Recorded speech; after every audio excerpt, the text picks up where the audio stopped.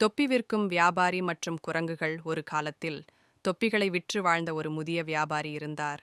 அவர் தினமும் கிராமம் கிராமமாகச் சென்று தன் தலையில் கூடை வைத்து அதில் நிறைய அழகான தொப்பிகளை எடுத்துச் செல்வார். ஒரு நாள் கடும் வெயிலில் பயணம் செய்து கொண்டிருந்த போது அவர் மிகவும் சோர்வடைந்தார்.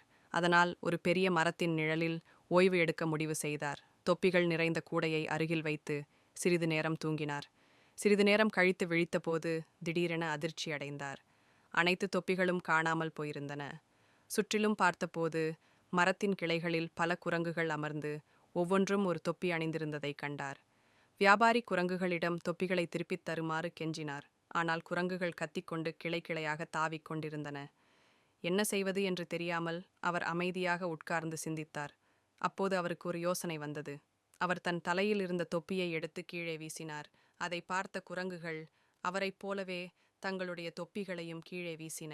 உடனே வியாபாரி மகிழ்ச்சியுடன் அனைத்து தொப்பிகளையும் சேகரித்து மீண்டும் கூடையில் வைத்துக்கொண்டு சந்தோஷமாக தனது பயணத்தை தொடர்ந்தார்.